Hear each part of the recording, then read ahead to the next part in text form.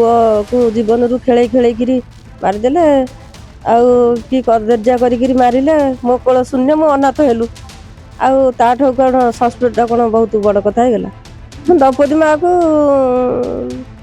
ଆଉ ମୋଦି ସାର୍ଙ୍କୁ ତ ମାଗିଛି ନ୍ୟାୟ, ଯାହା ମୋତେ ସେ ନ୍ୟାୟ ଦେବେ ଆଉ।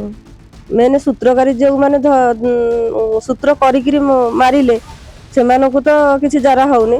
ସେମାନେ ସେଇ ଧରୁ ନାହାନ୍ତି ବୋଲିକି ଭଗବାନଙ୍କୁ ଇଏ କରିକି ଭଗବାନଙ୍କ ଉପରେ ଭରସା ରଖିକିରି ଆଉ ଦୀପ ଲଗେଇଛୁ। ସମସ୍ତଙ୍କ ଉପରେ ଭରସା, ଆଶା ଭରସା ରଖିକିରି ବସିଛି। ଆଉ ଭରସା ରଖିଛି ବଞ୍ଚିଥିବା ତକ ମୁଁ ଲଢ଼ିବି, ଛାଡ଼ିବିନି। ବଞ୍ଚିଥିବା ତକ ଲଢ଼ିବି, ଛାଡ଼ିବିନି। ହଁ, ସରକାରୀ ଠାରୁ ସେମିତି ନ୍ୟାୟ ଟିକେ ପାଉନି। ଭଗବାନଙ୍କ ଉପରେ ଟିକେ ଭରସା ରଖିକିରି ମା ମାନଙ୍କୁ ଡାକିକି କହିକି 108 ଦୀପ ଟିକେ ଲଗେଇଛି ଆଉ। ଭଗବାନଙ୍କ ଉପରେ ମୋର ବିଶ୍ୱାସ ଭରସା ରହିଛି, ମତେ ସେ ନ୍ୟାୟ ଦେବେ। ଏଠି ଯେତେ ସସ୍ପେଣ୍ଡ ହେଲା ଆଉ କ'ଣ ନ୍ୟାୟ ଦରକାର ଆପଣଙ୍କୁ? ସସ୍ପେଣ୍ଡଟା କ'ଣ, ସେଇଟା କ'ଣ ଗୋଟେ ବଡ଼ କଥା? ତାଙ୍କର ତ ଚାକିରି ଅଛି ନା। ଆଉ କ'ଣ ମୋ ପୁଅକୁ ଜୀବନରୁ ଖେଳେଇ ଖେଳେଇକିରି ମାରିଦେଲେ। ଆଉ କି କଦର୍ଯ୍ୟ କରିକିରି ମାରିଲେ। ମୋ କୋଳ ଶୂନ୍ୟ, ମୁଁ ଅନାଥ ହେଲୁ। ଆଉ ତାଠୁ କ'ଣ ସଂସ୍ପେଣ୍ଡଟା କ'ଣ ବହୁତ ବଡ଼ କଥା ହେଇଗଲା? ତାକୁ ତ ଫାଶୀ ଦଣ୍ଡ ଦିଆହେଲେ ବି ବଡ଼ କଥା ବି କିଛି ହବନି। ଆଉ ସଂସ୍ପେଣ୍ଡଟା କ'ଣ ବେଶୀ ବଡ଼ ହେଇଗଲା? ଯେ ପୁଲିସ ମାନେ ଯୋଉ ତାଙ୍କ ଉପସ୍ଥିତିରେ ଯୋଉ ଥିଲା, ପୁଲିସ ମାନେ କାହାକୁ ସସ୍ପେଣ୍ଡ କରାଯାଇଛି, କାହାକୁ ଟ୍ରାନ୍ସଫର କରାଯାଇଛି, କାହାକୁ ଚାକିରି ବହାର କରାଯାଇଛି, ଆପଣ ଚାହୁଁନାହାନ୍ତି କି ସେମାନଙ୍କୁ ବି ତଦନ୍ତ ଘେର ଅଣାଯାଉ, ସେମାନଙ୍କୁ ବି? ସମସ୍ତଙ୍କୁ ସେଇ ଚାହୁଁଛି ବୋଲିକି ସରକାର ଠାରୁ ଟିକେ ନ୍ୟାସ ଟିକେ ହଉଛି ବୋଲିକି ଭଗବାନଙ୍କୁ ଟିକେ ଆଶ୍ରା କରିଛି ଆଉ। ଦ୍ରୌପଦୀ ମାଆକୁ ଆଉ ମୋଦି ସାର୍ଙ୍କୁ ତ ମାଗିଛି ନ୍ୟାୟ, ଯାହା ମୋତେ ସେ ନ୍ୟାୟ ଦେବେ ଆଉ। ଭରସା ତ ରଖିଛି, ଆଉ ନ୍ୟାୟ ପାଇବି ବୋଲିକି ମୁଁ ଆଶା ରଖିଛି। ଆଉ ଲଢ଼ିବି ବୋଲିକି ମୋ ଜୀବନ ଥବା ପର୍ଯ୍ୟନ୍ତ ମୁଁ ଲଢ଼ିବି। ଦେଖନ୍ତୁ, 18 ଜଣଙ୍କୁ ଧରି ସାରିଲା ପରେ ଲାଗୁନି କି ପୋଲିସ ଯେମିତି ହାତ ବାନ୍ଧି ବସିଛି? କ'ଣ ଆଉ କ'ଣ କେହି ନାହାନ୍ତି? 18 ଜଣ ଧରିଲା ପରେ ଚୁପଚାପ ବସିଛି? ସେ ବସିଛନ୍ତି 18 ଜଣ। କ'ଣ ମୋ ଛୁଆକୁ ତ ମେନ୍ ସୂତ୍ରକାରୀ ଯେଉଁମାନେ ସୂତ୍ର କରିକିରି ମାରିଲେ ସେମାନଙ୍କୁ ତ କିଛି ଜରା ହଉନି।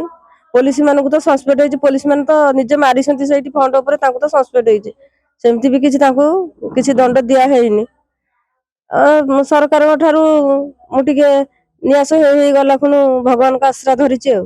ଯେତେବେଳେ NHRC ତଥା ମାନବାଧିକାର ଆପଣଙ୍କ ଘରକୁ ଆସିଥିଲେ, ସେତେବେଳେ ସେ ଗୋଟି ଗୋଟି ସମସ୍ତଙ୍କୁ ଡାକିଥିଲେ। ସେ ପୋଲିସକୁ ହୁଅନ୍ତୁ କି ସେ ଆମ୍ବୁଲାନ୍ସ ଡ୍ରାଇଭର ହୁଅନ୍ତୁ କି ଡାଲା ଅଟୋବାଲା। ଆମ୍ବୁଲାନ୍ସ ଡ୍ରାଇଭର କହୁଛି କି ମୋତେ ଏମାନେ ପୋଲିସ ଡାକି ନାହାନ୍ତି, ମୋତେ ଯୋଉ ଝିଅ କିଛି ଆକ୍ସିଡେଣ୍ଟ ହେଇଥିଲା ସେମାନେ ଡାକିଛନ୍ତି, ତାପରେ ଆମକୁ ଫେରେଇ ଦେଇଛନ୍ତି। ଲାଗୁନି ପୋଲିସ କ'ଣ ଆମ୍ବୁଲାନ୍ସ ସେ ଡାକି ପାରିଲାନି? ଏତେ ବଡ଼ ଘଟଣା ଘଟିଲା, ସେ ଆମ୍ବୁଲାନ୍ସ ନ ନେଇକି ସେ ଡାଲା ଅଟୋରେ ନେଇକି ଯାଉଥିଲା। ଡାଲା ଅଟୋରେ ନେଇକି ଯାଉଥିଲେ। ସେ ଭାବିଥିଲେ ଏମିତି ତାକୁ ନେଇକି କୁଆଡ଼େ ଫୋପାଡ଼ି ଦେବୁ ଆଉ ସେ ଫୋପାଡ଼ି ଦେବେ ବୋଲିକି ବାହାରିଥିଲେ।